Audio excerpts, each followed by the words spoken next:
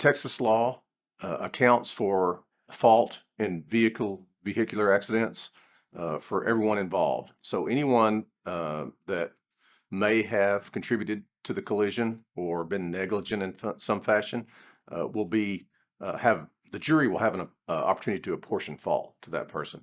So sometimes we try a case and the jury says, well, it's 100% the fault of the truck driver. Or sometimes we try a case and they say, well, it's 50% the fault of the truck driver and 50% the fault of the plaintiff. The plaintiff is the people that we represent, someone who's been injured in a collision. And so damages are apportioned accordingly. If the jury awards a certain amount of damage, but has put 50% of fault on the plaintiff, then they will recover 50% of their damages. In the event that plaintiffs in Texas are found more than 50% responsible in a collision, then they will recover nothing.